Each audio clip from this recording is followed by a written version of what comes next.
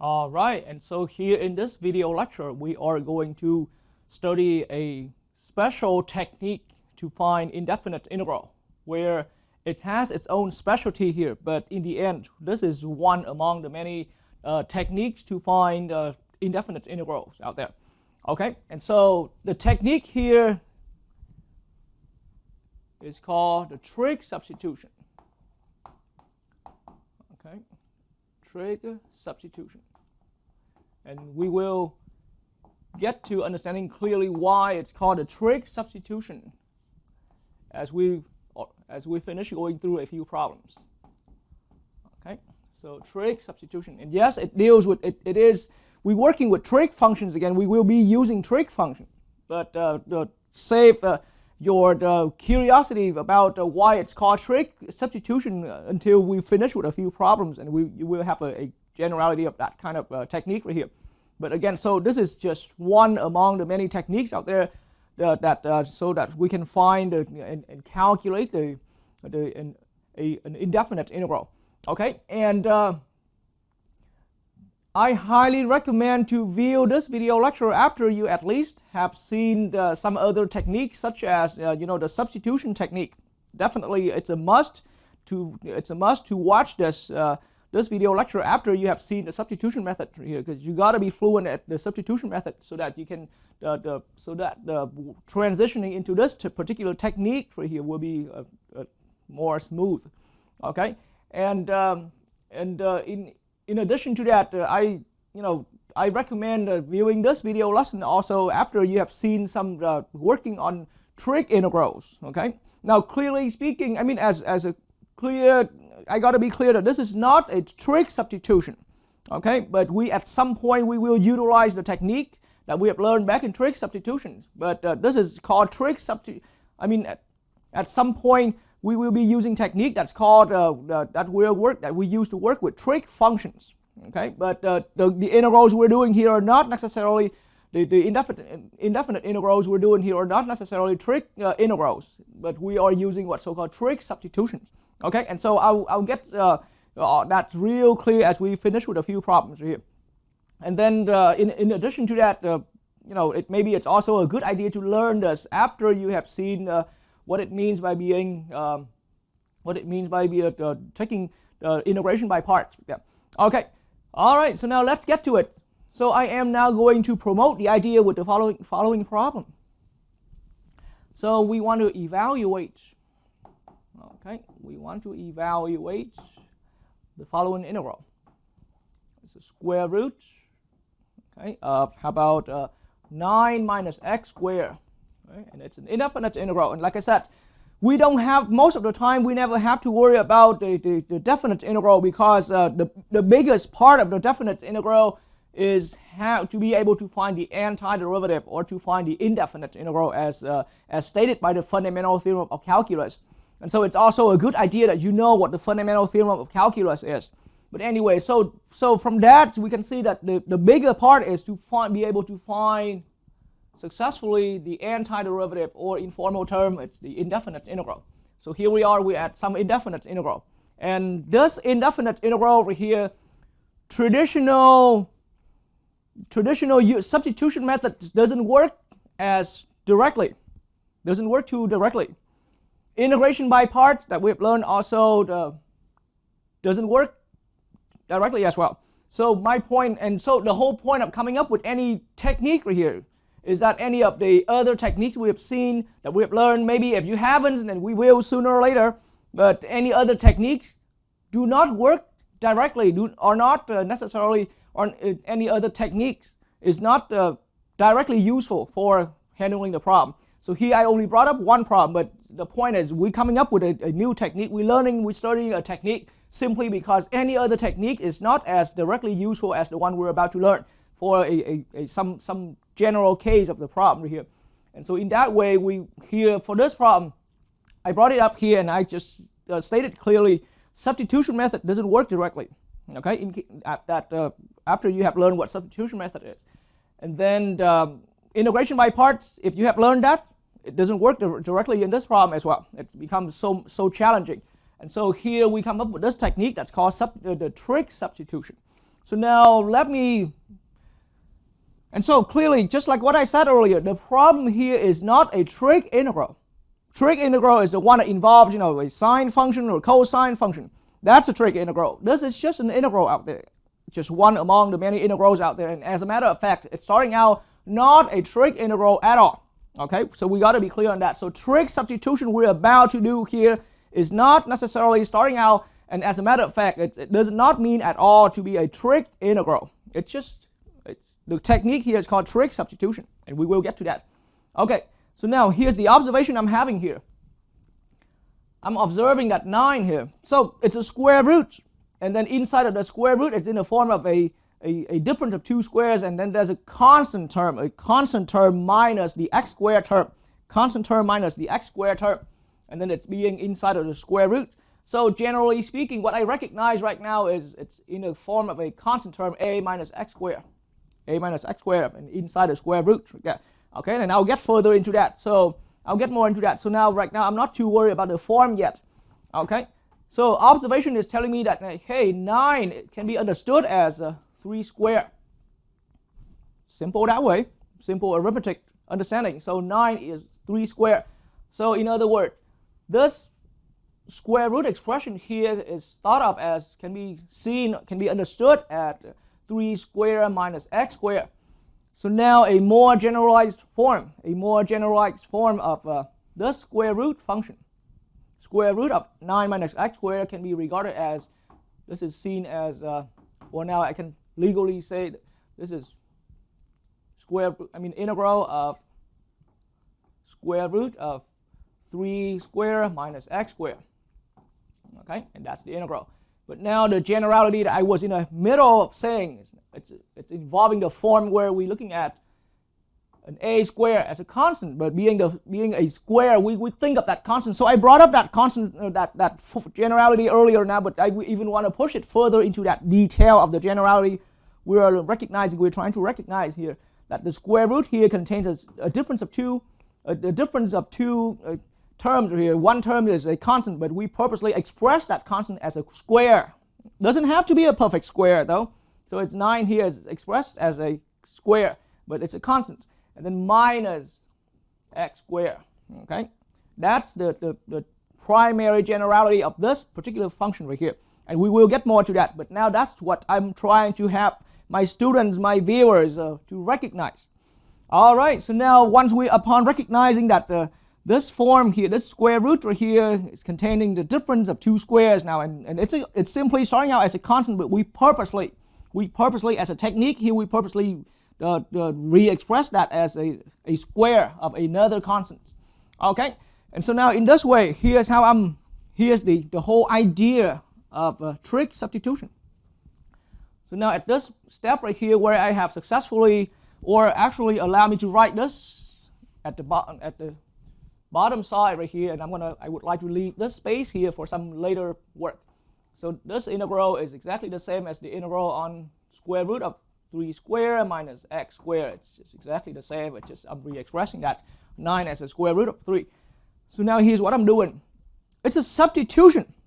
So think as closely as the substitution method that you have learned, and that's why I said earlier it is required. It is a must that we view this video lesson after you have already mastered and be fluent with the substitution method. At least understand how to operate with the substitution method.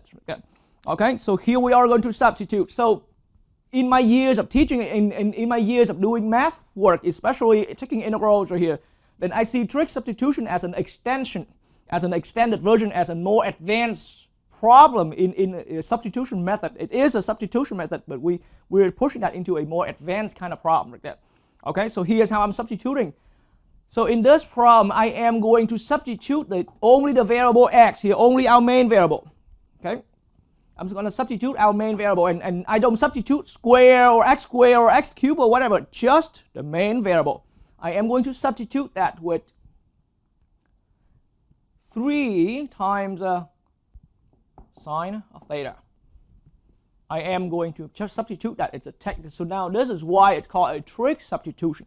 The idea now is that from Like I said again, from the beginning problem is not necessarily a trig integral, and it should not be a trig integral. That's the point actually. So the beginning problem is not a trig integral, but now we are going to substitute the variable in our beginning problem with a trig function. We are going to substitute our beginning variable here, okay, with a trig function. That's the generality that as we're going along the problem, I'm trying to break it down and show the generality right here. And so now at the end, I will, and you will be exposed to more. There are other trig substitutions out there, but this is the first one we're learning. And currently I'm substituting x equals 3 sine theta. Okay, so of course you're still having a lot of questions in mind. For example, why is it sine, why not cosine, and why not tangent, and why not cotangent? We will get to all that. Okay, and so now just follow with my lead here, and then as we go through, I will be recapping the whole problem and be able to push it into a more a further generalization like that. Okay, so now as of this moment, upon realizing that this function here is the square root of a difference of two squares, where the first constant term here is expressed as a perfect square of another number, and then minus x squared, and I'm going to take that specific x term, that x variable, I'm going to substitute that x by, 3 times sine theta. Okay, so a little bit of explanation. Where does that 3 come from? That 3 came from this 3, where 9 was the square root of 3, so I only took the 3. Okay, so that's enough beating around the bush right here. Let's get to it. So from what we've learned, from the experience we've learned about the substitution methods, then now I'm seeing that a substitution here, even though we chose that, but in the end, that same fundamental that we've learned back in the days we were doing substitution method right here, we're now seeing x here as a function of theta. Well, because x is substituted by this expression, or x equals this expression, one single variable x equals 3 times sine theta. So the way how I'm seeing this equation here, it's a function x in terms of theta. So now I can do this, dx d theta, because now seeing, and you have learned this idea back in the differential calculus, or usually people call that calculus 1 right there. Once we know that x is a function of theta, then we can take the derivative and as a symbol dx d theta. This is the derivative of the function x in respect to theta, treating theta as the main variable. This is going to be easily 3 times cosine of theta. Okay, and then at the end of your calculus 1 course, where you were wrapping up all of your differential understanding, then I also taught about, or I also put somewhere, I also put a review, okay, before you've learned about the substitution method, with a brief understanding of what it means by a differential. So up until your experience at this point, this fraction now, this derivative symbol is now also understood. Okay, and I have that video lecture summarizing this idea here. Then I put that as a review, back in your days of learning about the substitution method. So now just like that, this is now understood as a fraction, the ratio of two differential dx and d theta. And that means seeing this as a fraction, I can multiply that d theta to the other side. It's just like we are rearranging algebraically our equation here. So dx here as one differential can be equal to 3 times cosine theta times d theta. Okay, so again, I have that short video clip. Either if you have learned that with me from calculus 1, then that I cover this at the end of your calculus 1 quarter, or if you're going into this course with me and have taken calculus 1 with somebody else, maybe you have not seen differentials, then I also have a review on this, okay, right before you start learning about the substitution methods right here. So this is at this point when you're learning this, it's not new.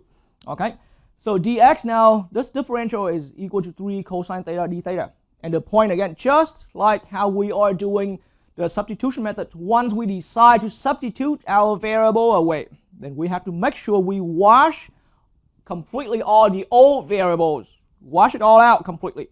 So the x here needs to be substituted away by 3 sine theta, And the dx here is going to be substituted by 3 cosine theta. All that fundamentals about substitution methods remain exactly the same.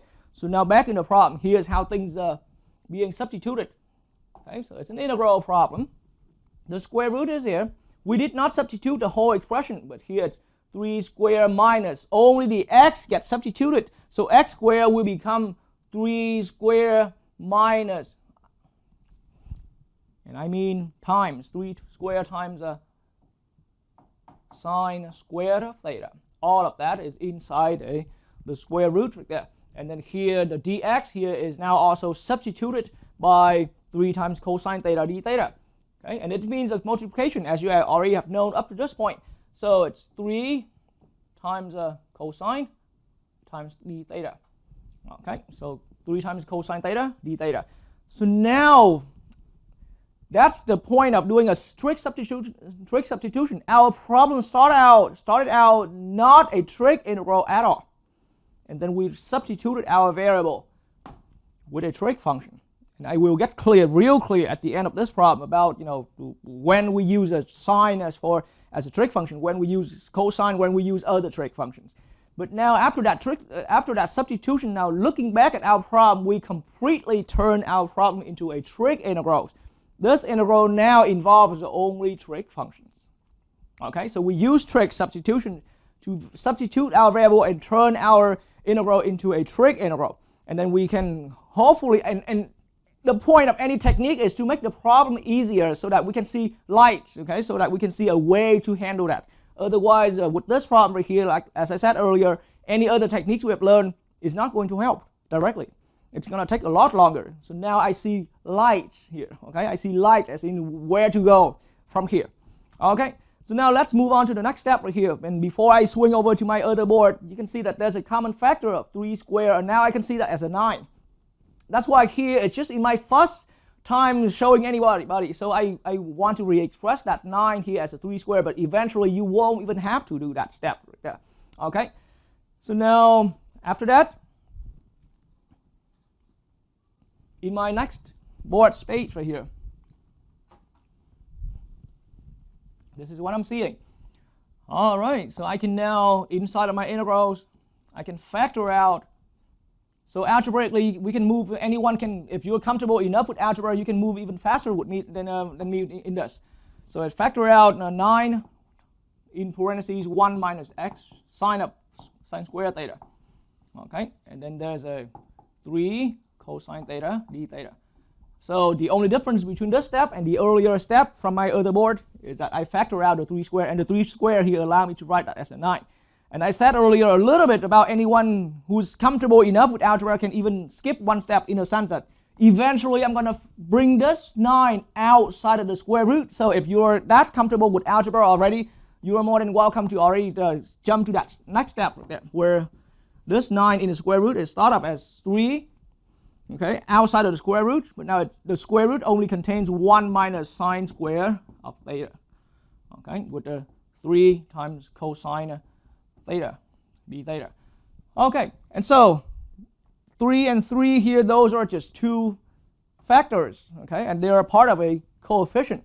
So now we can multiply them together and also bring them in front of the integral, okay, just like you have learned that through the basic properties of indefinite integrals. So now I'm looking at 9 times the integral, and then now square root, and I keep leaving these hung up here, and anyone viewing this, you might feel, gosh, why didn't he get to that? I will get to that, but I want you to have spend a little more time seeing that thing right there. So now at this point, after I factor out, I brought out that 3 times 3 as a 9 in front. Now this 1 minus sine squared here inside the square root really is cosine squared theta, okay, and then times another cosine squared theta, I mean cosine theta outside the square root. So outside of the square root is a cosine theta, but inside the square root, since it was 1 minus sine theta, now it becomes a square root of cosine theta. This is all due to, again, from trigonometry, we were aware that 1 minus sine squared of theta equals cosine squared theta. Okay, so if anyone is not sure about this, I highly recommend that you review your algebra on the trigonometry. You got to get your algebra going before we do any of these problems. Okay, and so now, and that's only a brief reminder. Allow me to erase away to make more space for myself. So in my next step, so now it makes sense that cosine square theta inside the square root will become just the positive. Okay. I mean, will become just cosine of theta, but multiply with another cosine of theta. Our overall integral here becomes 9 times the integral 9 times the integrals of cosine square theta d theta. All right, and so this is the reason why I said earlier about, I highly recommend to watch this lesson after you have seen how I worked with trig integrals. So everything now is a trig integral, especially when we come to this very last integral step right here. It is entirely a trig integral. And what we're working at here is we're trying to find indefinite integral on a trig function, on cosine function specifically, on a high power. Okay, so I had particular lessons about this. So if you're not sure how, because I'm about to bring in that technique for handle a trig function raised to a high power like this. Okay, and so in my own lecture, in my own lessons about this form, I allow me to bring this up right here. I tend to show my students the use of a reduction formula, and so we can use this reduction formula, and this reduction formula was introduced prior to this, and somewhere at the end of our lecture, somewhere near the end of our lecture on integration by parts here. Integration by part is the key to prove this reduction formula. But now see, in our problem just on the screen right now, in this problem right here, the n is 2, okay, and then that's the cosine to the n, so cosine square. And so now I am going to use the reduction formula. So this is one of the common reduction formula that you should have seen up to this point of your learning right here. So cosine square of x, taking the integral, will become, the reduction formula set up a formula for us to work through the problem right now. Okay, so now allow me to use that reduction formula. You can go ahead and pause the video and then take note of your reduction formula in case it's faded away. And again, as I said, as we arrive at this point right here, you must have seen this reduction formula, but I don't blame you at all if it's faded away. Pause the video and take notes on this, and once you're ready, advance to the video so that you can see how I use that in the problem. All right, so now once you have seen that reduction formula, so now here's how I use it. The constant coefficient 9 stays the same, but now the reduction formula says I am going to have, so n here, this is n equals 2, okay, and using the reduction formula is not the only the solution to handle the cosine square, but it's when I taught my students, at least when I teach my students about how to find the integral of a high power of either sine or cosine of a trig function when it's even powered, then it's always best to, it's better, I shouldn't say always best, but it's better to work with the reduction formula. It's a lot more direct, and it's more solid with the techniques right here. It have a clear cut through. Okay, so cosine square n equals 2. So now I'm looking at 1 over n, which is now 1/2. Okay, and then now it becomes just cosine of theta, because n minus 1, and then times sine of theta. And I'm going to need to add with 1/2, because this is now n minus 1 over n right here, n minus 1 over n, and then multiply with the integral of, so now cosine square n equals 2, but it's now supposed to be cosine of n, and cosine to the n minus 2, but n is already 2, so this is cosine of 0, which is 1. So it's 1 d theta, and ridiculously, we don't have to write that 1 right there. So it's just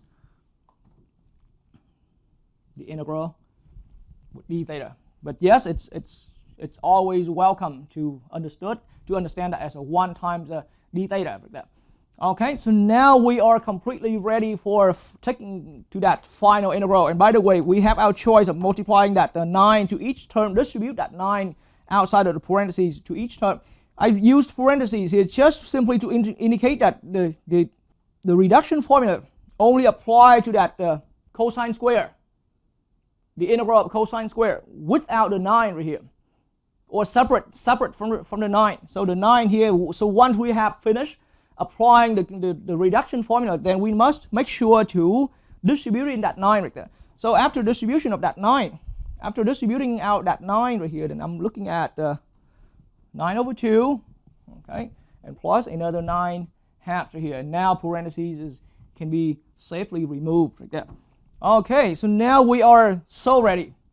First term is really done. Okay, first term is really done. It's 9 over 2 times cosine of theta times sine of theta. So here I'm going to write it 9 over 2 times cosine of theta times sine of theta. Okay, and then that next term is, so it's a 1 times d theta, but in the end it's just a constant. So integral of a constant times theta, and we can also put that constant in front. So you've learned all that in from your basic understanding of taking antiderivatives or taking indefinite integral. So this is just simply plus 9 halves theta. Okay, 9 halves theta. And don't forget plus c. This is because our work in the end is an indefinite integral work, or finding antiderivative. So we have to have the plus c right there. Okay, at the end of our problem. So at some point we thought we're done. I mean, we're done taking the integral. We're done taking the integral. But what is wrong with our final answer here? We can't stop at this final answer and happily put that in a box for saying, hey, this is our final answer. Because here's the problem. Our problem here, our indefinite integral started out with the x variable, in terms of the x variable. And all of a sudden, we did the fancy work, we did the trig substitution, and then all of a sudden we turn our final answer to an answer in terms of sine and cosine theta, which is completely off right there. Very off. So we, natural sense now that telling us, and we've seen all this back in the idea of doing doing substitution methods, when in the earlier days when we were learning about the trig substitution method. So we cannot leave our final answer in the expression in terms of the substituted variable. So we have to find our way to bring back the x variable, the original variable in our expression. That's what it is. But now, so how is sine and cosine theta, how is all this related to our x? Okay, so now this is how we have to find out. So now one thing easily that you can see, sine of theta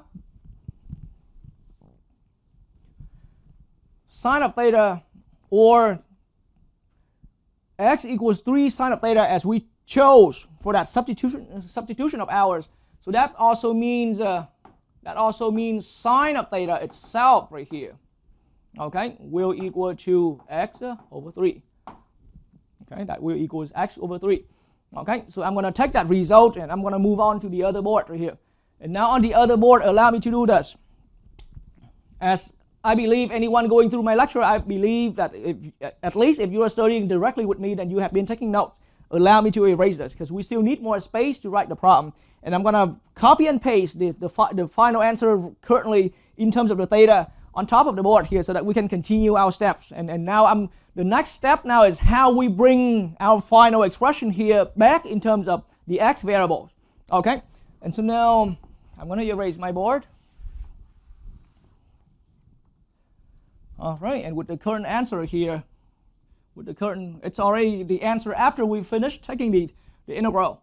But now we need to find our way to bring it back to in terms of the x variable.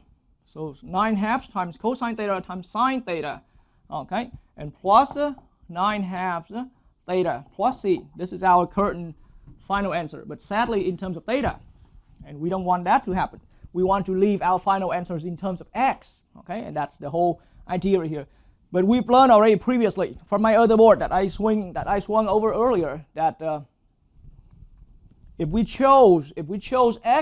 substitute x to equal, if we substitute x by 3 times sine theta, okay, let me write it in a little more spaced out setting so that viewer can see even better over here. So what we chose was x equals 3 times sine theta, and so I made my argument earlier that so now sine theta, that means sine theta has to equals x over 3, okay, and equals x over 3. And so now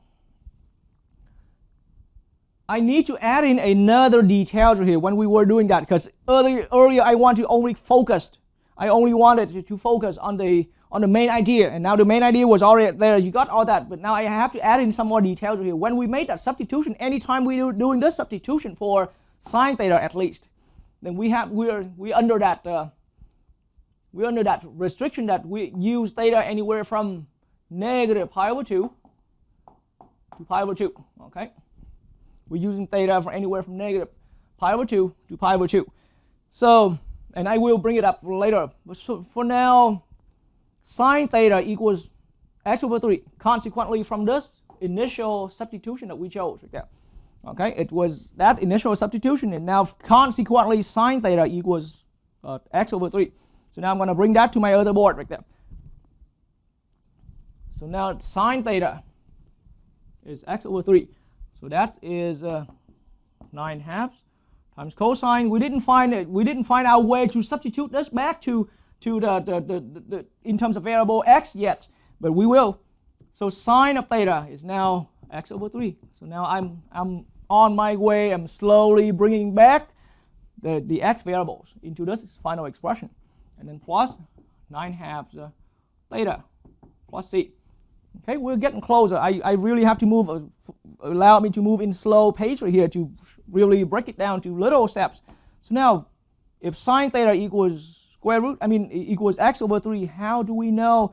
How do we find out what's cosine of theta expressed in terms of x? How do we know what that is? Okay, so here's the idea. See, I brought up that restriction earlier, that when we're doing this substitution, we must stay with angle theta being anywhere inside of that interval from minus pi over 2 to pi over 2. And so that means we can imagine the relationship between theta and x in the following setting right here. Think of a right triangle. Think of a right triangle, and that's what it means by that's how it connects with the fact that the angle theta is anywhere from minus pi over 2 to pi over 2, because any of these angle in a right triangle, this angle here is a 90-degree angle, right angle there. So any of these angle that remains right here, you can place your theta anywhere here, either there or here. That's your choice. But see, if you put your angle theta in either one of these two vertices of your right triangle, then it will be an angle theta being anywhere less than, okay, the 90 degrees angle, or the pi over 2 angle. So now, for simplicity, or easier for me, I put theta here. So now sine of theta equals x over 3. We found that from the other board. Sine of theta equals x over 3.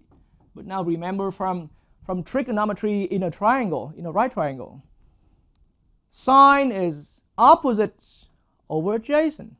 Opposite over adjacent. So now we have to recall some of our trigonometry understanding. So that means we can think of that. We can think about in this triangle, if we place our theta here. That's why, like I said, you also have your choice to put your theta here.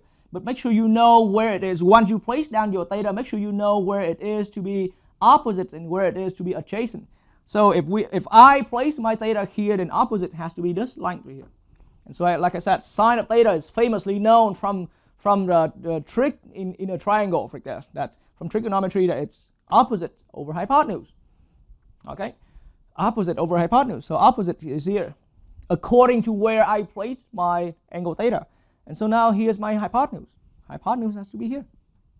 Okay, so opposite over hypotenuse. And so now that means now I start looking back into this cosine right here. So that means cosine. Okay, that means cosine is on this adjacent side right here, which is, well, mathematically or algebraically, it's a square root of 3 squared minus x squared right here, right out from all due to the Pythagorean theorem.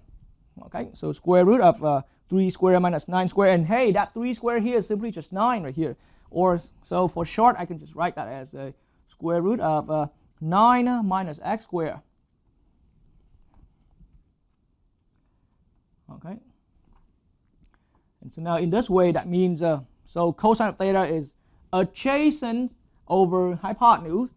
So that leads to our understanding that cosine of theta must be square root of 9 minus x squared over 3. Adjacent over hypotenuse. Okay, and so now from that, right here, I have now a substitution that I can bring back to substitute back for cosine theta, and that expression here is completely or entirely in terms of the x variable. Okay, so now, after constructing that triangle right here, now I can see that this is the same as 9/2 times cosine of theta can be regarded as, can be substituted by square root of 9 minus x squared over 3. Okay, and then here I'm looking at x over 3.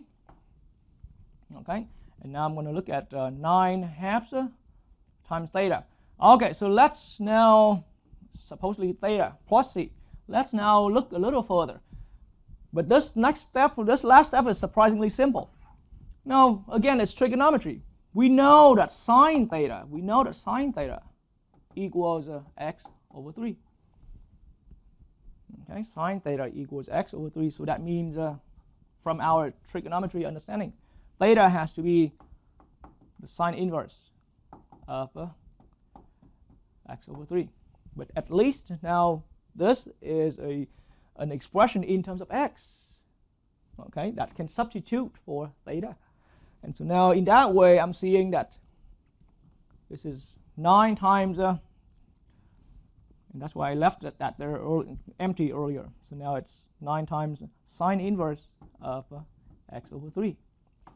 And that's how we complete our integral. So now just last step here is to cancel out some of these coefficient if we can right here. So 3 times 3 together is a 9 that we cancel with that. So our final expression here, our final the antiderivative or indefinite integral here is going to be a 1/2 square root of 9 minus x squared. That's the first term.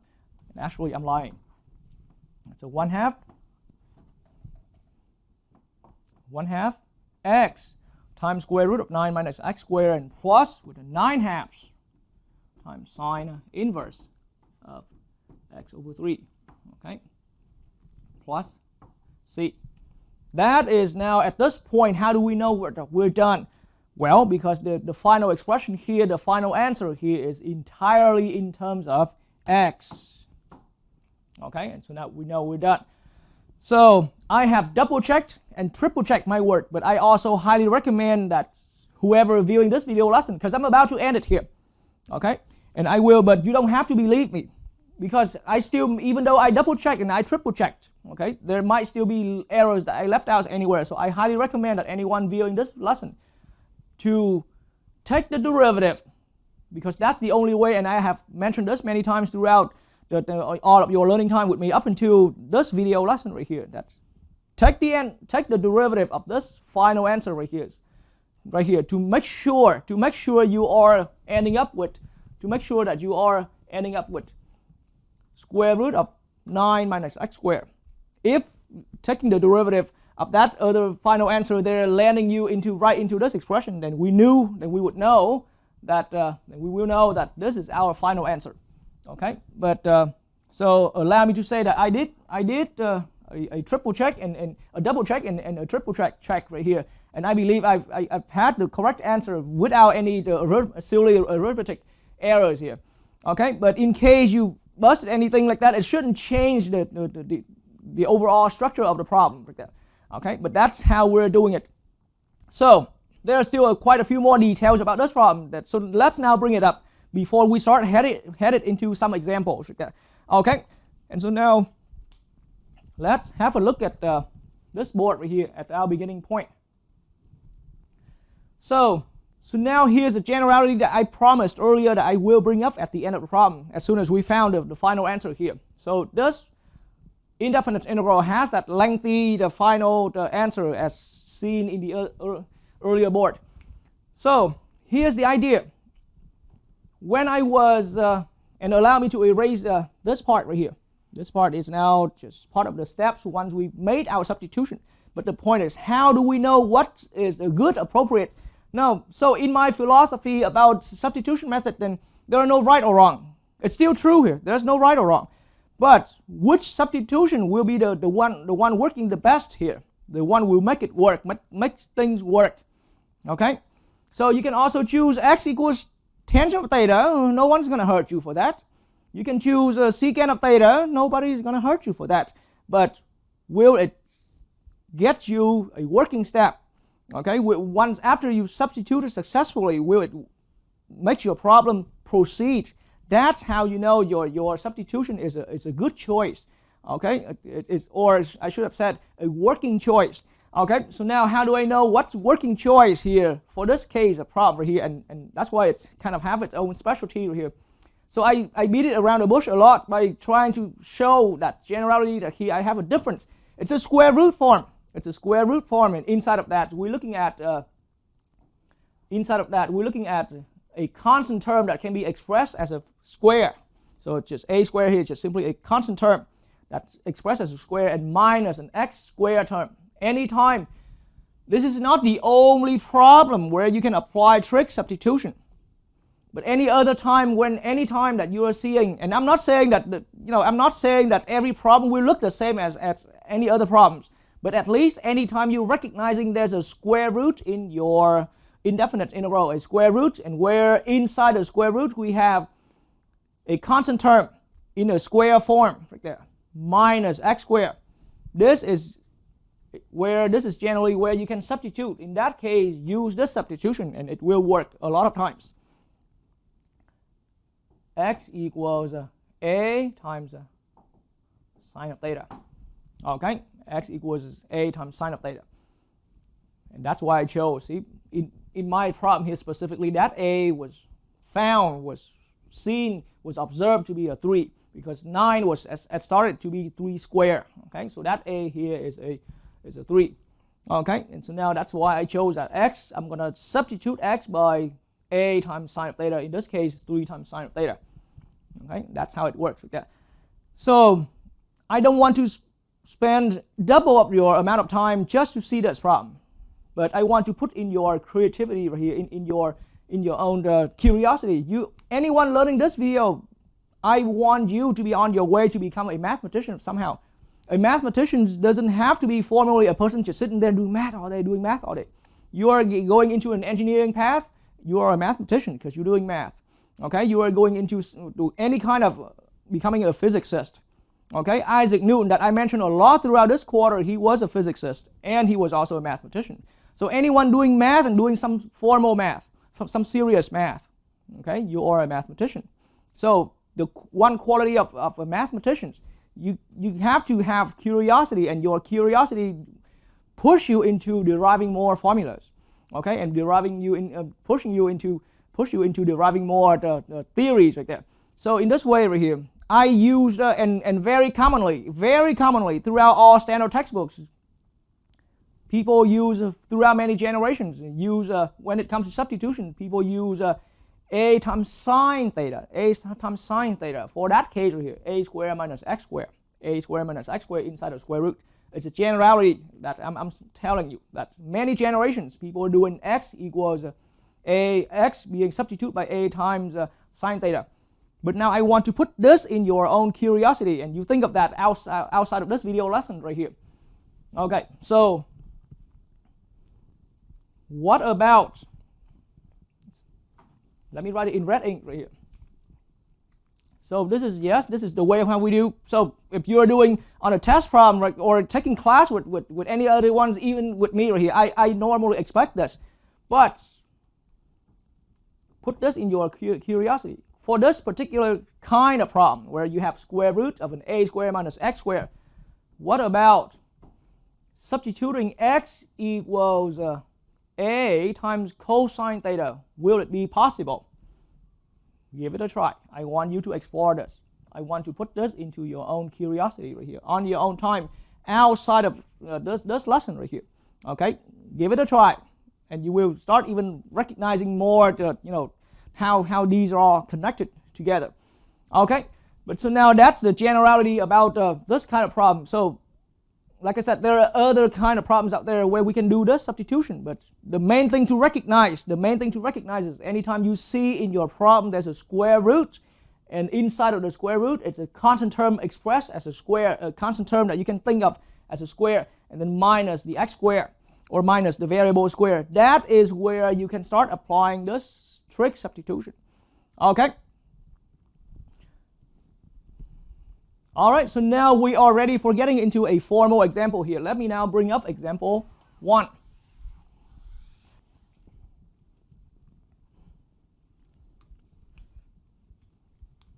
All right, and so the entire lecture that you're learning here is all about, we're going to apply our understanding into finding different indefinite integrals. Okay, and so they're all about to evaluate. We're all going to be looking at evaluating different indefinite integral that I put up on the board here. Okay, so part A, how about part A? And in my style that you have seen throughout many other video lectures, then one example, an example where I give a number right here means it's one class of problems where and then we have part A, B, and C, and D, and so on. So each of those subparts, each of those little part is one problem on its own, but the reason I group them into one example right here is simply because they have some similarity, or they are in one class of problems. Even though they're all different problems, but at least they belong to one class of problems. Okay, so how about in this problem right here, in example 1 right here, let's evaluate, how about the integral, and what I'm looking at here is the square root of 16 minus 9x squared. Okay, and we're dividing that by x squared, okay, dx. So there's our integral. Go ahead and take some time writing down a problem, and as I start proceeding, I want you to follow the steps, but allow me to start picking up the pace here a little bit, because you have seen all of that detailed structures earlier, and so I only need to give out the actual explanation when it needs right here, but all of the fundamentals allow me to kind of go a little bit faster pace now. Okay, so first thing in this problem right here, I recognize, so 16 here, we have a square root. Okay, we have a square root, so it's just something to trigger your attention right there. So we have a square root just like that. There's a difference in the square root, and then the first term is a constant. So that starts ringing a bell right here. So 16 here is seen as a 4, and the 4 here, I'm just trying to extract out that square root expression, 4 squared, and then it's not simply, the problem here is not simply 16 minus x squared, but 16 minus 9x squared. Okay, so now we have to think a little more general than just what we have seen earlier. The point of that a squared minus x squared, now I'm using a capital X. It means it's not necessarily only just a one single variable, but it could be an expression being squared. So a constant term, strictly a constant term, minus the square of an expression. Minus the square of an expression. So what square of an expression am I talking about here? This 9x squared right here can be regarded as a 3x all squared. Now I'm seeing as a more general version of that, the square root contains the difference, where the difference of a constant term expressed as a square, and then the square of another an expression, the square of an expression in terms of x. So now in that way, this is what I'm doing. The substitution I will be using, I'm going to let the whole 3x. See, from the generality we have seen already, the point now is that anytime we're having a constant minus the square of an expression inside the square root, then I'm going to take, and see, this is no longer one single variable x. It could be a whole expression of x, of some variable. But the idea now is I'm gonna take the whole expression x there. It could be like a 3x in this case here, 3 little x right there, equals a times sine theta. And before getting into the example here, I talked about I put in your curiosity, I put in your awareness that about try out with a times cosine theta. Okay, if that works for you, you put that somewhere in your experience, and that will become valuable in your own the mathematical career. But on standard work, on general work right here, let's just stick with a times sine theta, because we're trying to unify all the solutions into one method, one solid method, even though we might have different branches on that same method right there. Okay, so now let's get clear. We don't have to see that this as only one single variable. It's an expression being squared, the square of an expression. So I take the whole expression, let that be equal to a times sine theta. This is why now I see the 9x squared as a 3x all squared, the square of an expression, the square of the 3x expression. So I'm taking the whole 3x. I'm letting it equal to 4 sine theta. And that's what this is all about. This is the expression equals a times sine theta. And again, we got to keep in mind in the back of our mind that theta is between anywhere from minus pi over 2 to pi over 2. Okay, and my board is a little too squeezy in space right here.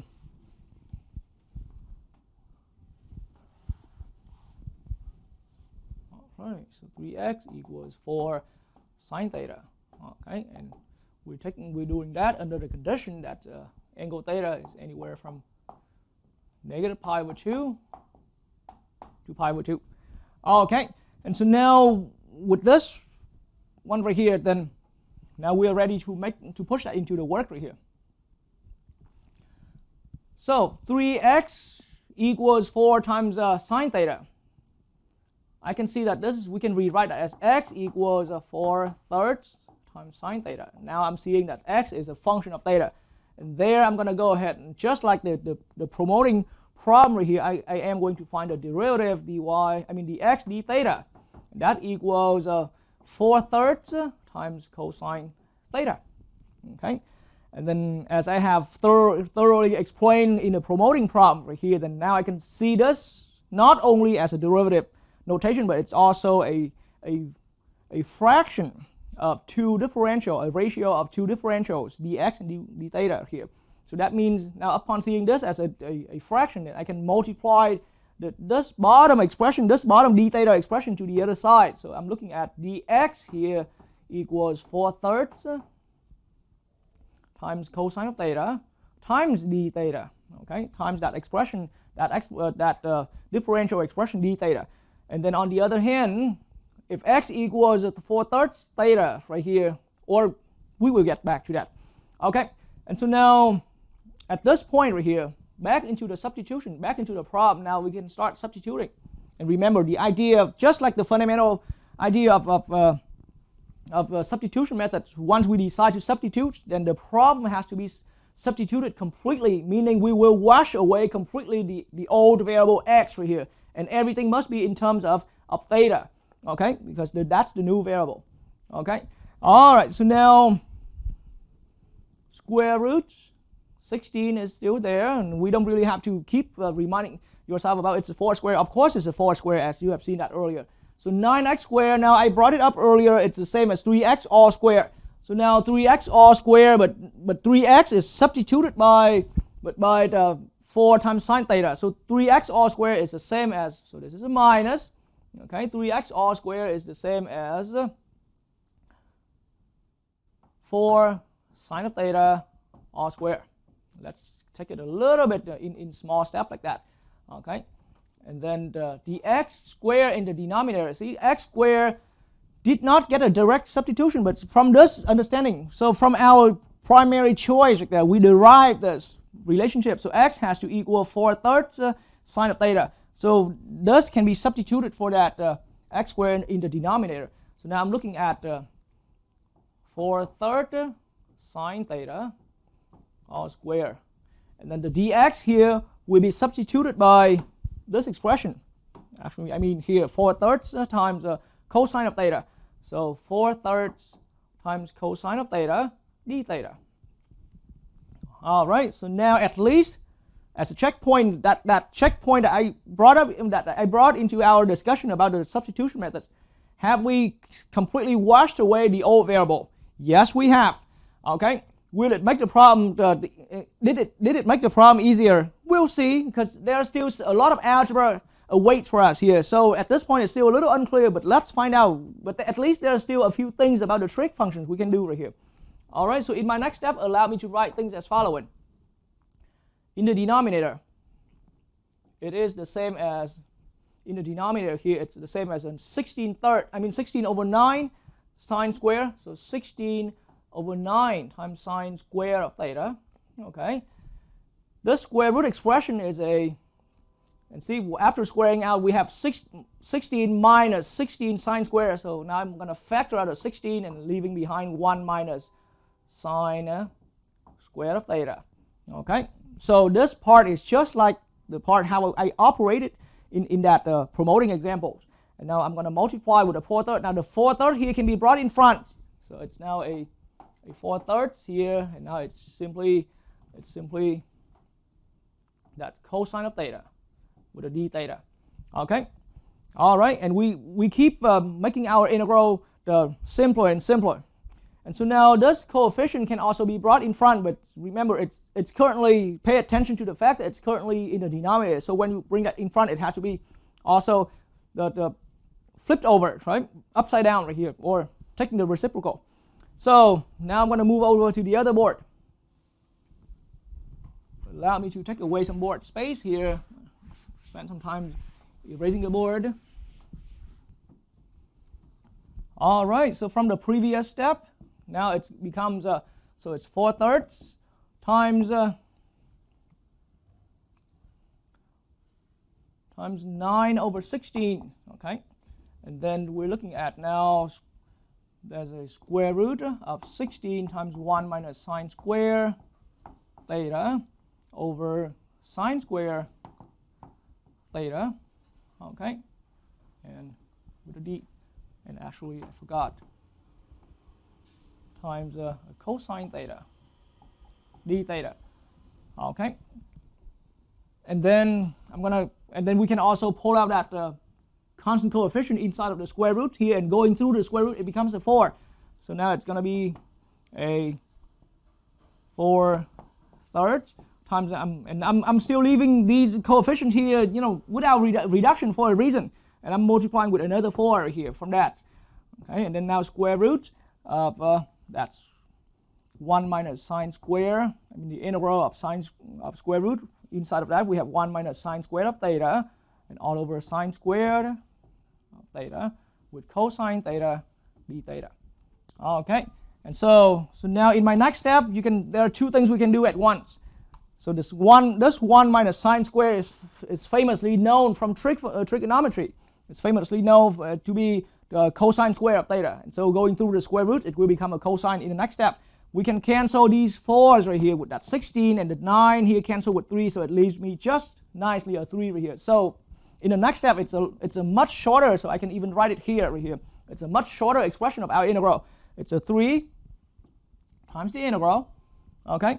And now that, as I said, it's 1 minus sine square is a cosine square, so square root of a cosine square is going. So now we have a square root of a cosine square theta, okay, times over sine square theta, okay, but then multiply with another cosine theta d theta. And let me try to even fit it better in here. 3 integral, okay, cosine square theta over sine square theta, okay, cosine theta d theta. Okay, and so now that square root algebraically after the square will become just cosine of theta. And so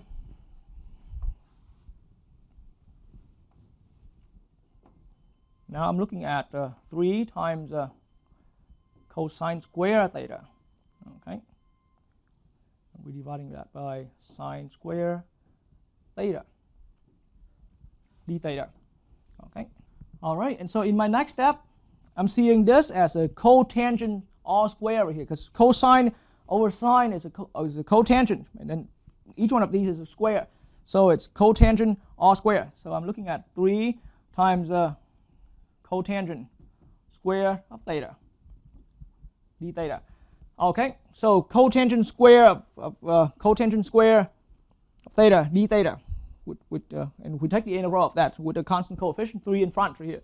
So that means and cotangent square is famously known, according to trig identity, it's famously known as, so I still have the 3 here, it's famous, cotangent square is known as a cosecant square theta minus 1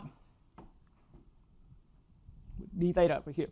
Okay, and so now in that way, I'm seeing, in my next step, I'm seeing 2 separate integrals. One of them is 3 times the integral of cosecant square theta, and the other integral is minus 3 integral of d theta, or mainly or namely 1 times d theta. Okay, and so now I will need to erase my board here because I'm assuming that anyone viewing this video is taking notes, so allow me to erase my board here to continue my work. Or actually, I'll erase the other board right there.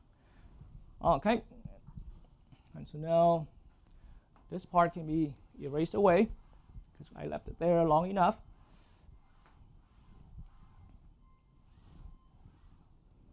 All right, so now I'm going to separate out the space here. So continuing from the earlier step. So the antiderivative on a cosecant square, that first term right here, this first term right here, it will give me, all right, this is minus 3 cotangent of theta. Okay, so because the antiderivative, okay, so the antiderivative of cosecant square is going to be minus cotangent. All right, so we've learned that from the calculus 1 right there. And now the other term, which was the antiderivative of theta, right? Minus 3 antiderivative of theta. So that gives me simply just minus 3 theta. Okay, and then now we got our answer as far as the antiderivative as the indefinite integral. So we've had that problem done, taking the indefinite integral. However, we can't stop here because we need to bring our way back to express our antiderivative here as a function in terms of x. That's why I'm leaving that the beginning problem there still.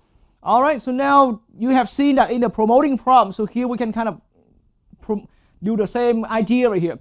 So theta is required to be within anywhere from minus pi over 2 to pi over 2, and then the 3x equals 4 sine theta. So that means from this relationship we can see another important relationship. We can also see further that sine theta will equal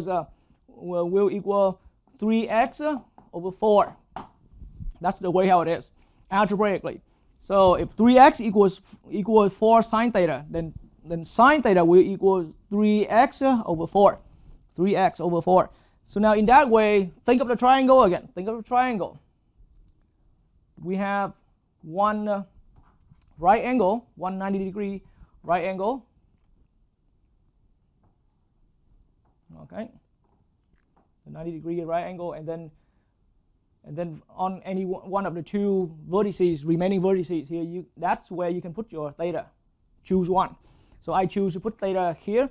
All right, but now once you place your theta there, then sine theta is opposite over hypotenuse. So that means opposite here in this relationship has to be 3x, because see, sine in a triangle like this, sine theta equals 3x over 4. That's how we derive that from the substitution.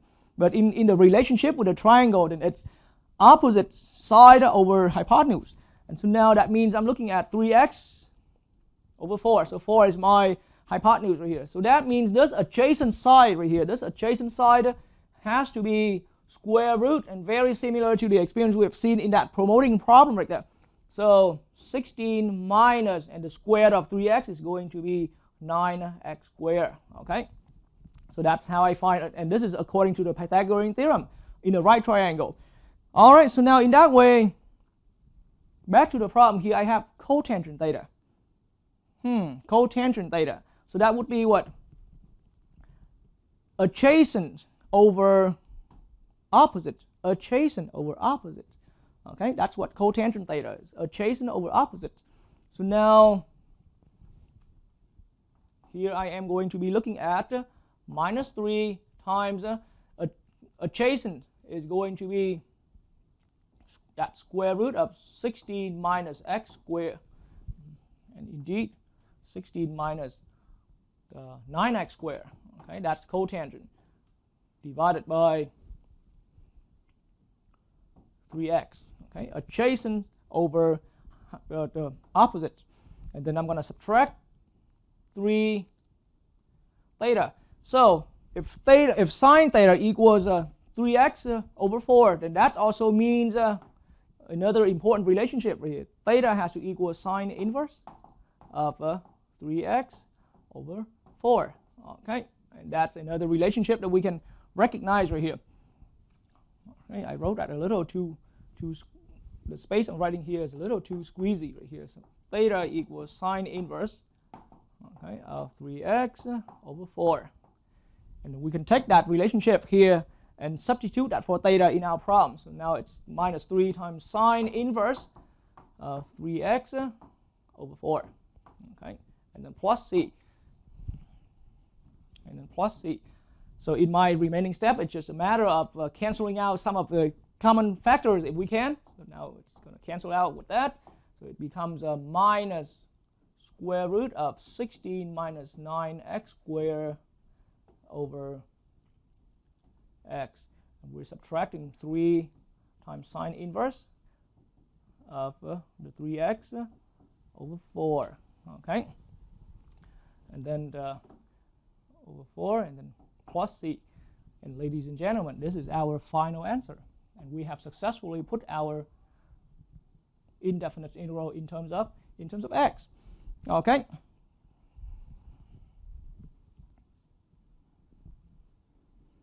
All right, and let's now look at now once we're done with that part A right here, let's look at another problem, and we're still in example 1.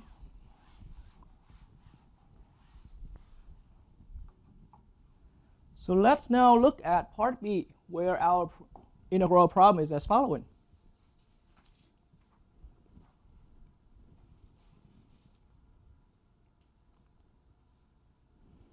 So how about we have the integral of x squared times square root of 25 minus 4x squared dx. Okay, and I'm going to leave some space out here for doing the trig substitution later on. Okay, so again, what I'm recognizing in this problem is that we have a square root expression. Okay, and it's a constant term minus some expression of x. A constant term minus some expression of x.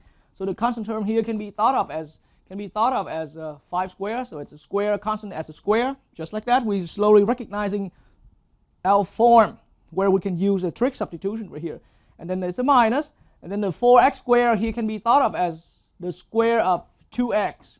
So 4x squared is the square of 2x. So now it's perfect. We see a square root where it's a constant term, okay, expressed as a square minus the square of an expression. So now that's just like how we have seen that in the problem, and I gave that the explanation in part BA of this example right now. So now from that experience, now that this work here is going to go a lot easier. So now I'm going to, from that same experience we've seen in part A, I am going to let 2x, I'm going to substitute 2x by 5 sine of theta. Okay, and once again under that assumption that theta is an angle anywhere from minus pi over 2 to pi over 2. Okay, so that's under that requirement. Okay, and so now once we're having that, then my next step is to divide from this substitution here. I'm going to divide both sides by 2, leaving x equals 5/2 sine of theta. Okay, and so this is now a function from that expression, from that relationship I have used for the substitution. Now I see x here as a function of theta right here. So dx d theta, okay, the derivative of this function x in terms of theta equals 5/2 times cosine theta. And then further, I have explained many times, and we're now not only seeing this as a derivative symbol, as a derivative notation, but we're also seeing this as a fraction, as a ratio of two differentials, dx and d theta here. So in that way, I can multiply or rearrange this, the d theta differential, to the other side, so to produce for myself dx equals 5/2 cosine theta d theta. Okay, and then eventually, sooner or later, we are going to get to this. So from this relationship, 2x equals 5 times sine theta, I can also derive further to see that sine theta must equal in this way right here, throughout all of these relationships, we're just rearranging them around, right? So sine theta has to equal 2x over 5. And let's keep all of that here for now. All right, and we have all the elements that we need now. So let's start bringing that into our the substitution problem right here. So initially x squared did not get a substitution. Let's leave it there. Okay, the square root here, it's 25 minus. So this is the same as the start up as 2x all squared, but 2x is equal to 5 times sine theta. So that means now I'm looking at 5 times sine theta. And actually I wrote that a little too narrow space right here. So 25 minus 5 times sine theta all square inside the square root, and then I need I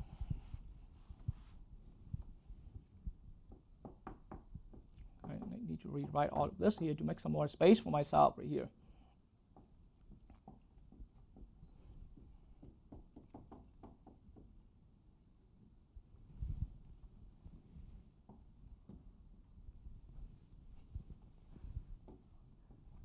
Okay, so now that dx will be substituted by this expression.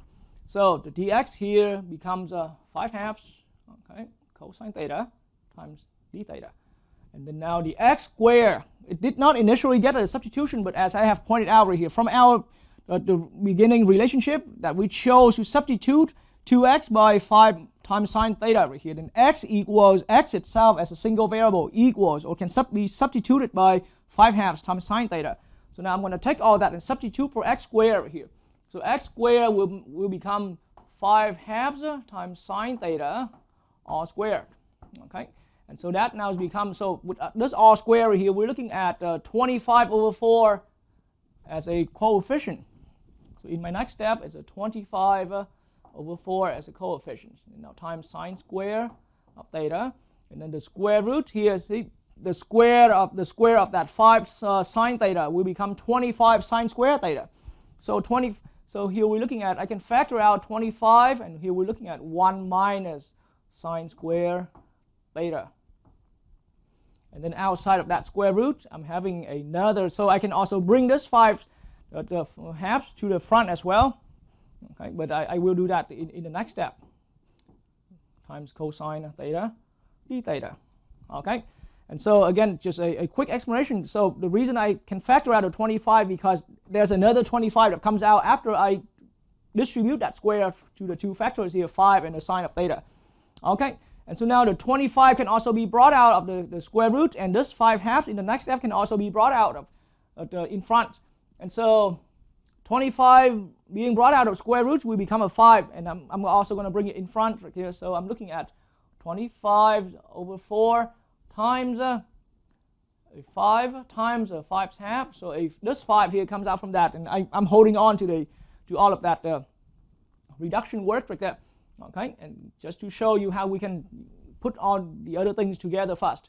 So now I'm looking at sine square theta, okay, and square root here of 1 minus sine square theta, okay, times cosine theta. This cosine theta is outside of the square root. All right.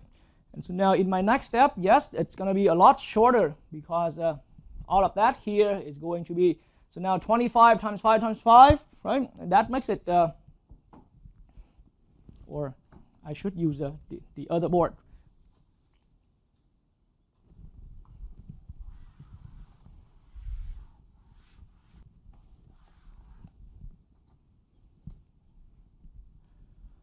All right, so in the next step, I'm ending up with 625. Okay, so this was because because from the past, from the earlier step, we have 25 times 5 times 5, and over 8. Okay, and what I have here is going to be and then I have sine square of theta, okay, times the square root, and then so now this 1 minus sine square theta inside the square root. In my next step over there, I am going to rewrite that as a square root of cosine square, because it's famously known that 1 minus sine square is a cosine square, and then there's the other part being the cosine right here. Okay, so now let's going to be cosine square theta times, so that's inside the square root, but now times another cosine square theta, d theta, outside of the square root. All right, so now everything is starting to get easier and easier. I mean, simpler and simpler. 625, but then at this point, we have completely turned our problem into a trig integral problem. So that becomes just cosine of theta, but multiply with another cosine theta. So allow me to bring little steps together in one step. So all together, we're looking at sine square theta times cosine square theta. Okay, and d theta. And d theta. Okay, so now this is the reason why I've stated earlier in the beginning of this lecture that I highly recommend to watch this video after you have seen my earlier lessons on how we learned about how we handle a trig substitution in this form. It's a trig substitution. I mean, it's a trig integral. Okay, it's a trig integral where the two trig functions involved here are being sine and cosine, and each one of these have an even power. Okay, each one of these have an even power. So from from our previous understanding, when we specifically learned about trig integrals, then this integral here, now since we have equal even power, so it does not matter this cosine square. I am going to split that. I'm going to rewrite that as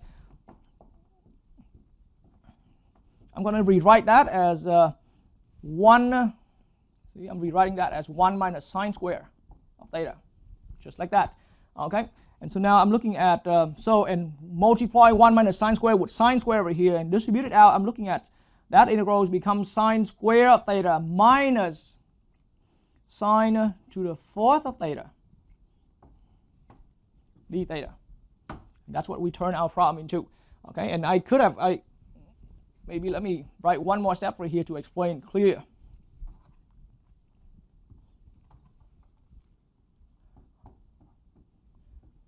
Okay, so sine square theta times 1 minus sine square theta, and then there's a d theta. Okay, so that's what happened. That's what happened to the cosine square theta, and so that's what it becomes like that. And now in the next step, I distributed the sine square theta for each term there. That's how I ended up with this. So now I have to also bring in. So all of this technique was seen back in the days we were learning about specifically trig integrals. So when we come to a sum like this, right? There's multiple terms, and then they're all high powers, multiple terms, but of the same kind, either all sines or all cosines here, but different powers, multiple terms with different powers, and they all involves powers of either sine or cosines only. Then in that case right here, well, the plan is, yes, we have to use the reduction formula. Okay, we have to use the reduction formula, and so I have to remind anyone. The reduction formula for sine is as following, as what you're seeing on the power right here. And so here we have, so sine to the n equals sine to the n of x right here. When we're taking that antiderivative or the indefinite integral, here's the reduction formula for us.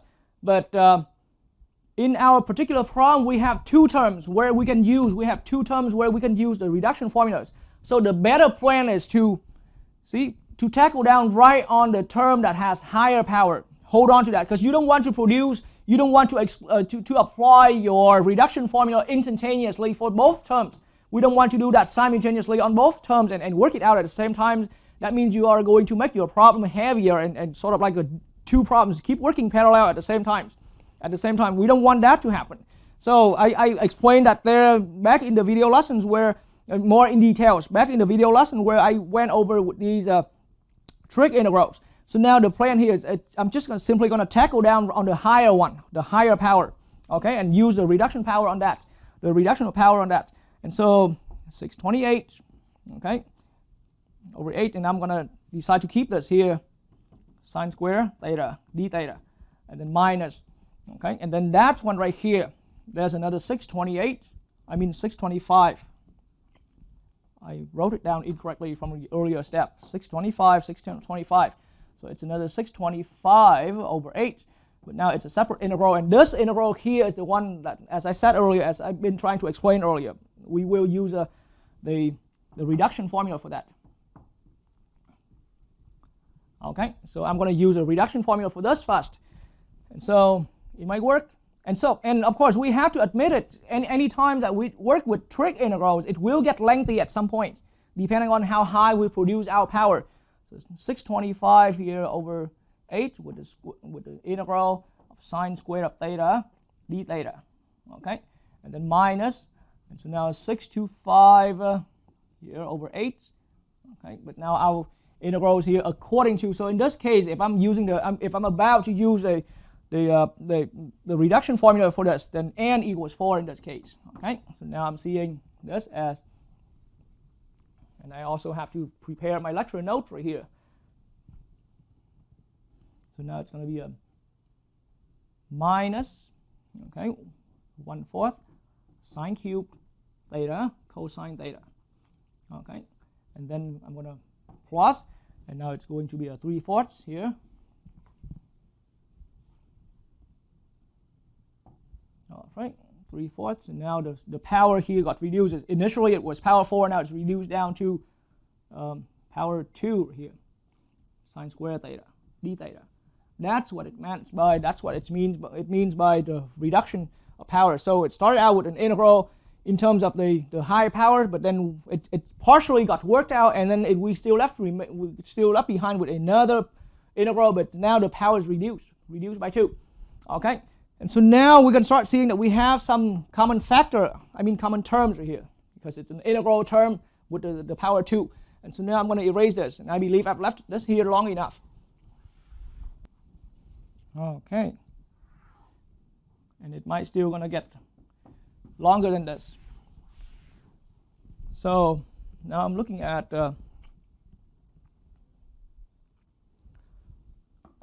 (625 over 8 times the integral of sine square). Okay, and then now I'm going to distribute in that term right here. So it's a plus, distributing that common factor, so plus 625 but over 32, okay, times sine cube theta. And this term here is not an integral term anymore. Sine cube, it's already done for that term in terms of taking the integral. And then I'm going to subtract whatever 625 over 8 times the 3/4. I want to write it like this for a purpose right here. Okay, times sine square theta d theta.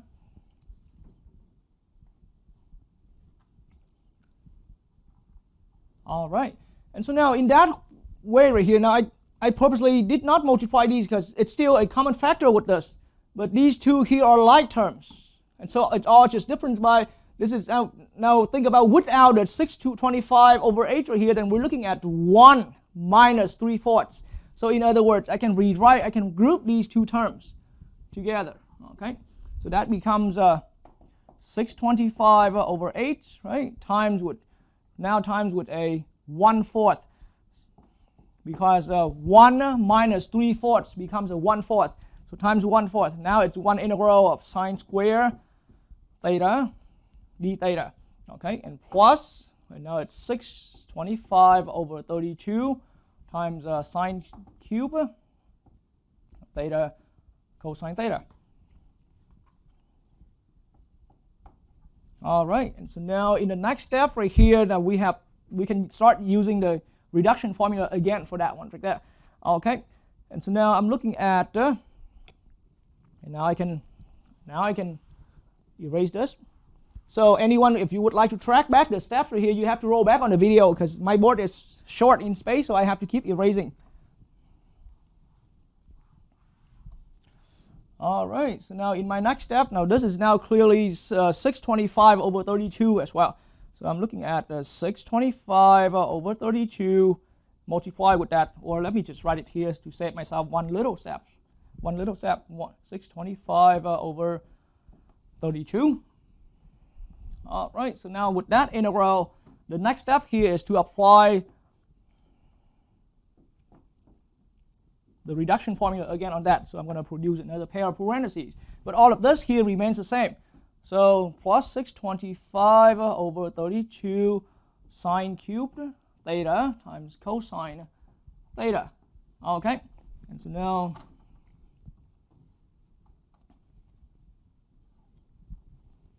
now here I'm looking at, so this time right here we're looking at n is 2 for our reduction formula. And so now in this case it's negative 1/2 times sine theta cosine theta plus, and now it's another 1/2 times integral, because this 1/2 here comes out because it's n minus 1 over n, n minus 1 over n. This is just 1 over n. But when n is 2, it's just that simple. Okay? And now it's going to be sine to the 0 power. But 0 power is just nothing but just d theta. It's 1 times d theta. So now in that case, we are so ready. And then I'm going to go ahead and distribute that 625 over 32 at the same time. So now I'm looking at minus 625 over 64 sine theta cosine theta. Okay, plus another 625 over 64. But now in the meanwhile, allow me to also take the antiderivative here, because gosh, that's so simple now. So the indefinite integral for that is simply just a theta. So now 625 over 32 times 1/2 gives me 625 over 64, but the antiderivative there gives me a theta.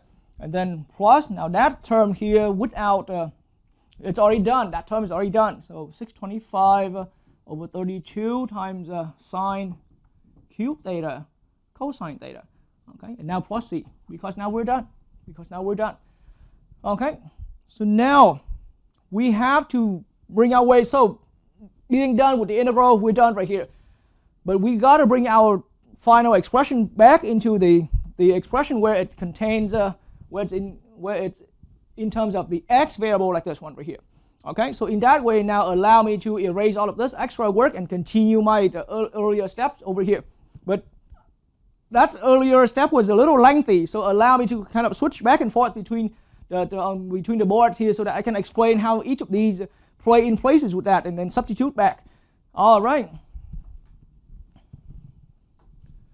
So now I'm going to clear out some of this.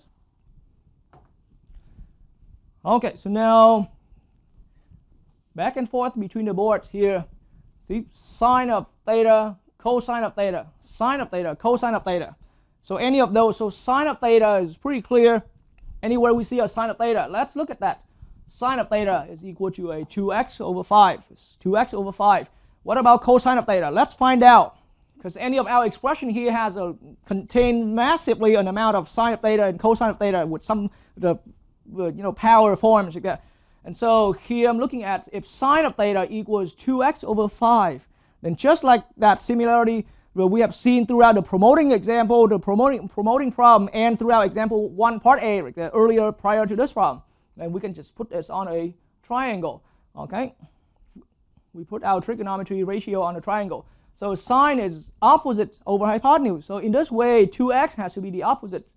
So that means I'm assuming that, that means you can see that I put my theta here. Okay, you can also put your theta there. Then that means 2x is down here and 5 is on this side right here. I mean 5 is on the hypotenuse. Okay, and so now opposite over hypotenuse. So that means this adjacent side here, in the way how I'm putting my theta, now has to be 25. That's for hypotenuse square minus the square of the opposites here being 4x squared. So 25 minus 4x squared in the square root. So now cosine will be, so that means cosine will be adjacent over hypotenuse. Adjacent over hypotenuse. Okay, so now, so this implies for us, now we know that I'm running a little short of space here, so I hope I can fit it here. But cosine of theta equals adjacent, which is the square root of 25 minus 4x squared here. Okay, the square root of that divided by 5. Okay, so take a good note of that, and I apologize for such a small, narrow space here because I want to give all that space there for filling in the work. All right, so now with this known understanding, so from my previous step. Okay, so it's now let's write that as a first term here. So it's sine cube times cosine theta. Sine cube times cosine theta. So in my first term, we're looking at 625 over 32. But my first term is sine cube times cosine theta. Sine sine theta is this 2x over 5, but sine cube, so that I'm looking at 2x over 5 all cubed. And then cosine theta is here. Okay, this is our cosine theta. And so now in that way, I'm looking at times with square root expression. 25 minus 4x squared over 5. This is cosine theta. Okay, that's the first term. Sine cube, I mean 625 over 32 times sine cube, okay, over the times cosine theta. And then I'm going to add, and then the next term here is this term. So it should have been a minus. I should have written a minus here. So the minus 625 over 64 times sine theta, cosine theta. Okay. And so now I'm going to subtract.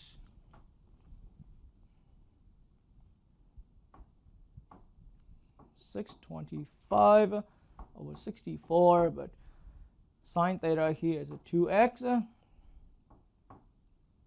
over 5, and I'm running really short at space right here, so allow me to write this term kind of down here. Okay, minus, all right, minus 625 over 4 over 64 I meant, right, times sine theta, so it's 2x over 5 times all of that square root of 25 minus 4x squared over 5. Okay, and then the last term here was just that single theta term right there. Okay, so now, so from this relationship right here, then if x equals if x equals 5 over 2 sometimes sine theta, then that means sine theta equals 2x over 5. So that means we can draw another important conclusion. Now I can erase the triangle picture now. Okay, and ready for some more space right here. So that means theta has to be sine inverse of 2x over 5.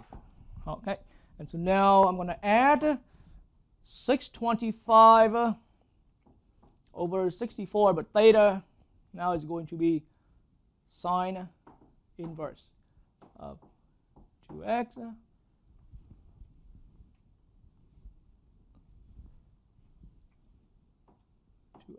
over 5. All right, plus c. So now, ladies and gentlemen, we're done with this problem. I am going to write this work here on the same line with that, so that I have space for the next step down to simplify my expression algebraically a little bit. Okay, so here is how it happens.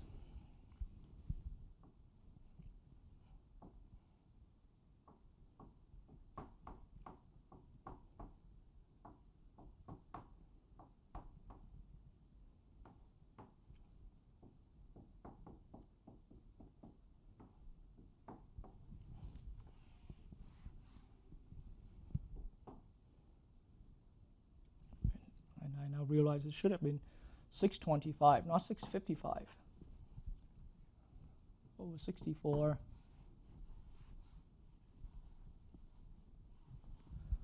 All right, sine inverse plus c.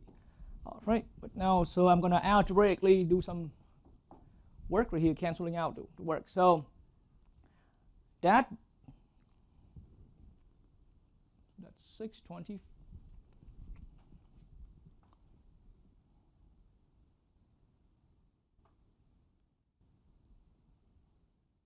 So this one here gives, so it's a 625, but the 2 here after cube right there will give me an 8, so that cancel with the 32. The cube here on the 5 right there is going to be 5 cubed, but multiply with another 5 here, it's going to be a altogether a 5 to the 4th, which is a 625 again. So altogether 625 will be canceled out, and the 32 cancel with that 8 here gives me just a 1/4. That's after canceling all of these factors right here. 1/4 x cubed, okay, and times the square root of times the square root, and now I don't need that factor of 5. I mean that 5 in the denominator. So square root of 25 minus 4x squared. See how things surprisingly get shorter. Okay, and minus. And so now I'm going to again try to, so here it's, I'm going to have a, so 25 here, 25, I mean 5 times 5 is 25, cancel with 625 here, it gives me a 25, and the 2 cancel with 64, so 25 over 32. Okay, x, and then square root of 25 minus 4x squared. And then now it's all of these terms irreducible. So plus 625 over 64 sine inverse of 2x over, and it should have been 2 over 5 here instead of over 4 when I wrote it incorrectly from the earlier step. Over 5, and now plus c. All right, but ladies and gentlemen, this is our final answer right here for taking that integral work. So admittedly, there's no short work. Okay, we have to spend some amount of time, but the fundamental is here, and that is here. Once we recognize there's a square root right here, right, and then there's a subtraction between a constant term and the square of a variable expression, then we're gonna start doing that substitution as indicated here, as taught here. Okay. All right, and so we are now ready for part C of our current example over here by doing a trig substitution for the sine theta. So now let's look at another problem. So here I'm looking at, in part C over here, an integral as following.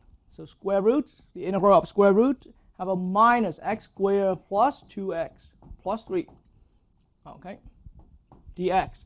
So this problem here is brought up to give you extra experience right here, and to show you that even though we thought in the beginning that it's only involved in the form of a constant square, a constant as a square minus an expression square, okay.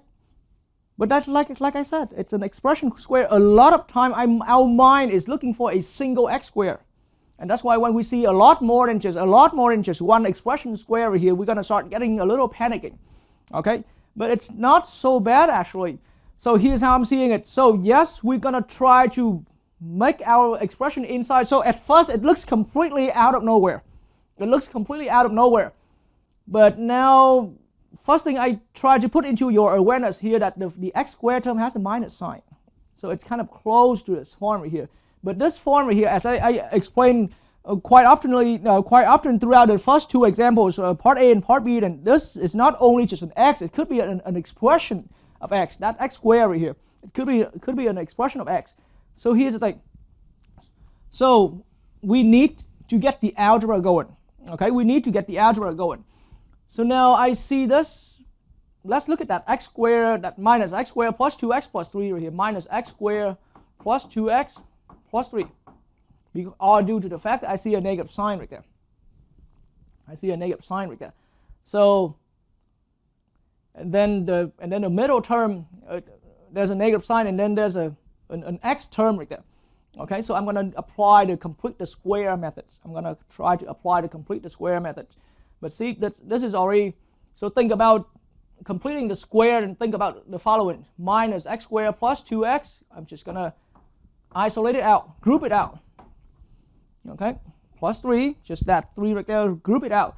So now with that minus x squared plus 2x right here, I'm going to think about factor out that, because as I said, our plan here is to complete the square, because we want to look for a squared minus an expression square being inside that square root. And so in order to get that expression square, we definitely want to complete the square. So the starting step here, and as you have, once you arrive at this video lesson right here, you have all the became already somewhere more mature in your mathematical understanding.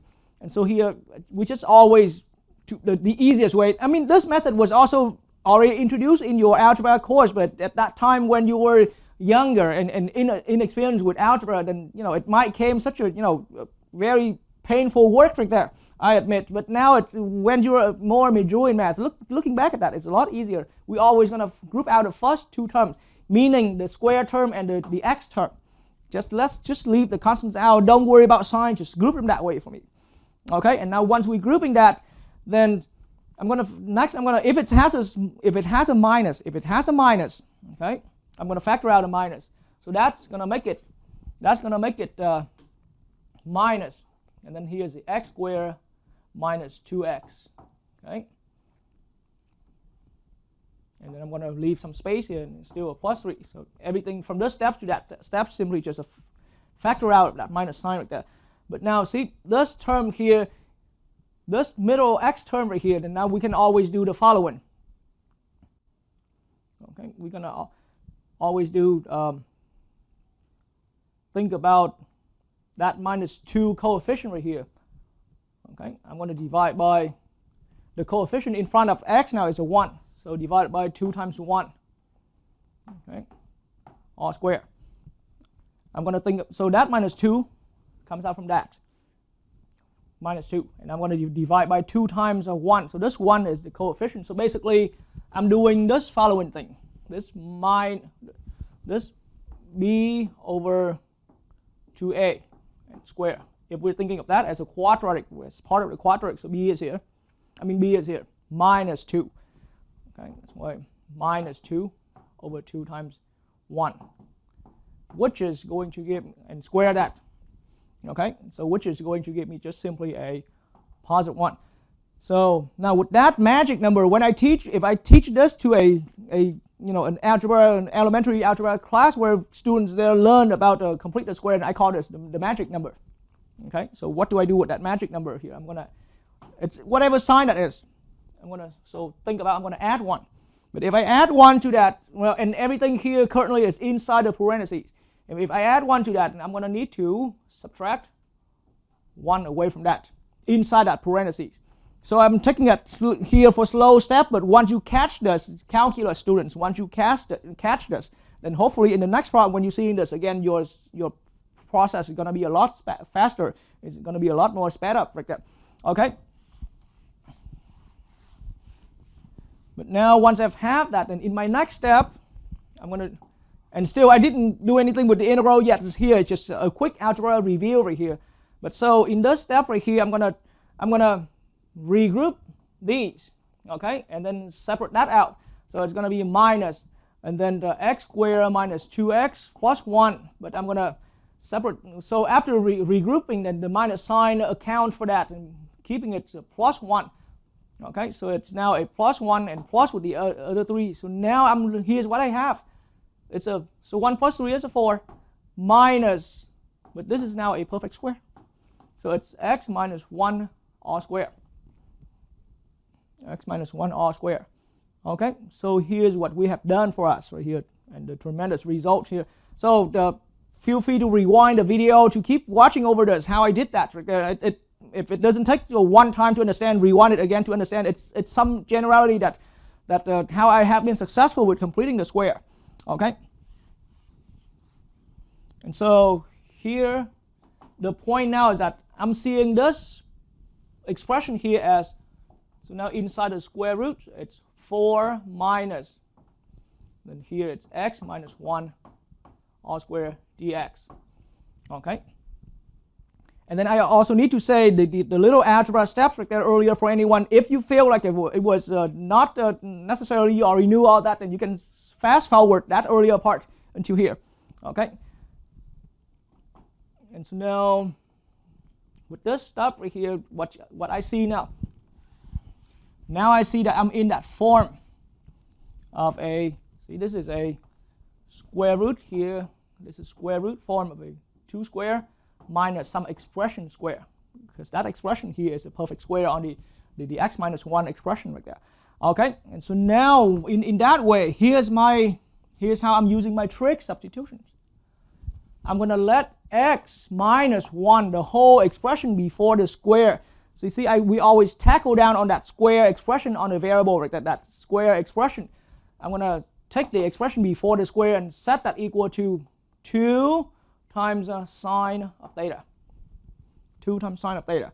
Okay, so, and then of course with all that, the requirement theta has to be anywhere from minus pi over 2 to pi over 2.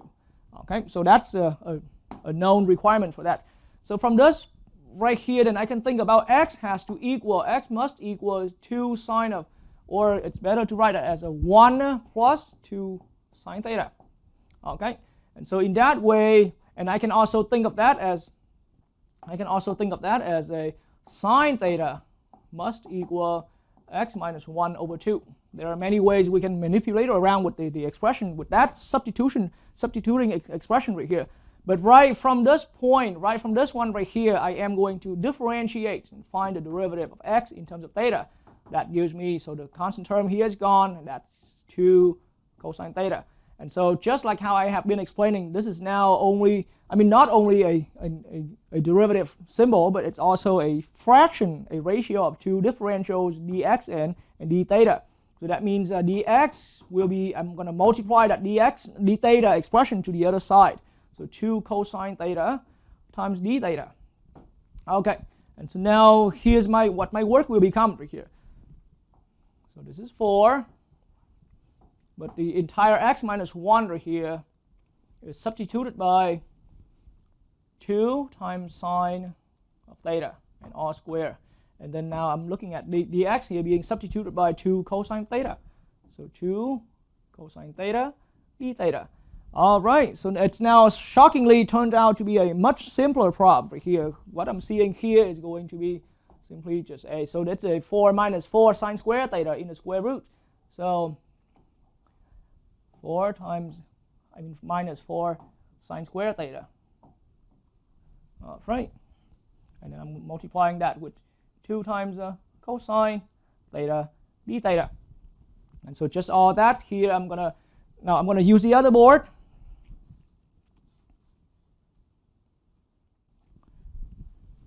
All right, and so I'm going to, in the square root, I'm going to factor out the 4 and pull it outside the square root, so it becomes 2 square root of 1 minus sine square theta, okay, with another 2 cosine theta d theta. So notice how this will become, and we have seen this throughout all of our past examples, and that's the essential theme of doing this trig substitution, where we're letting an expression equal with some a sine theta. That's the whole idea so far. So that will become cosine square in the next step, and these two 2's can be multiplied together and become a 4 in front as a coefficient. So now how about I'm going to put that here in the next step to save me some space. Right there it becomes a 4, and then integral of square root of cosine square theta times cosine theta d theta.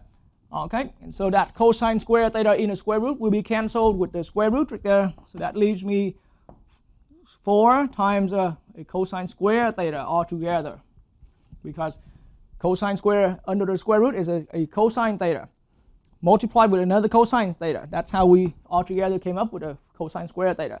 And again, here it's a high power of a cosine. I am going to use the reduction formula. So I gave a lot of explanations about where the reduction formula came from, right? But in the earlier part of the video. So here only allow me to use it. Just another reminder. So this is the reduction formula to be reminded. Okay, so in our case right here, our high power n in this case is n equals 2. Okay, and then so this is the part where we use the reduction formula like that. Okay. All right, so now back in my board. This is going to be 4.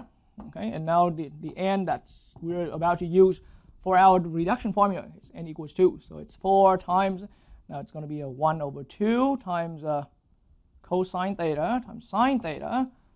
Okay, and plus, now I'm going to produce 1/2 again times the integral of cosine to the 0 power, which is just 1. So 1 theta, just d theta. Okay, so that's our formula for that. And so now it gives me, and I'm going to go ahead and distribute that 4 for each term right here. So really my integral is currently is a 2 cosine theta sine theta plus another 2 integral of 1 d theta. Okay, so now in my next step, really I'm looking at, so the first term here, as you realize, it's already done. So the only integral remains that we have to find is here. So 2 cosine theta sine theta. Okay, but I'm going to add with 2 times theta and plus c. And now as far as getting the integral work, the indefinite integral, we're done here. We're done here. But now we need to find out where to bring back the x variable. So a lot of reminders here. So now back to this substitution point right here. Okay, with all this substitution work, then see sine of theta equals x minus 1 over 2. That's what we have right here.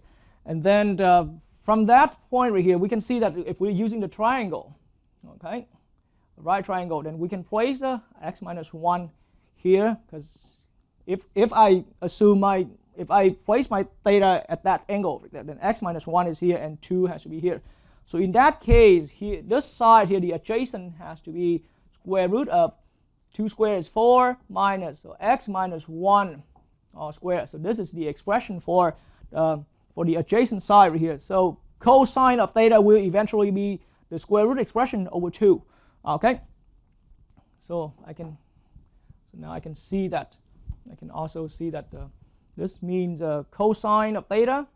Okay, I'm running a little short of space here. Cosine of theta equals the square root expression 4 minus x minus 1 all square over 2. And notice, I mean, I spent so much time with the algebra to all of that to explain that this quadratic equals to that. So for shorter writing purpose, you can also, instead of writing that like that, you can write square root of all that minus x squared plus 2x plus 3. It could be a little shorter for us, but all of that there over 2 is your cosine of theta expression. Okay, and then eventually, yes, if sine theta equals x minus 1 over 2, then we can see that theta itself is going to be sine inverse of x minus 1 over 2. All right, so we have all the elements we need to bring it back into our original problem. I mean, to our current answer here in terms of theta. So now I'm going to look at 2 times, so cosine of theta in my argument earlier, I'm looking at square root of 4 minus x minus 1 all square over 2. So notice eventually that 2 will cancel, okay, with the other 2. And then sine of theta is simply just x minus 1 over 2.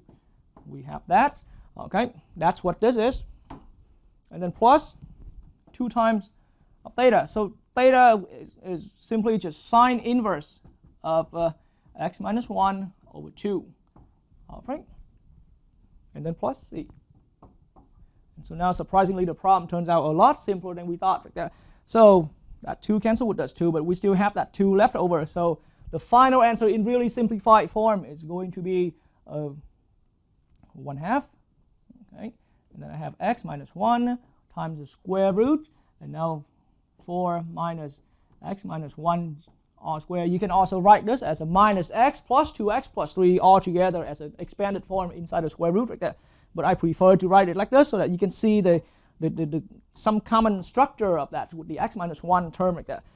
And then plus 2 times, and then sine inverse, okay, of x minus 1 over 2.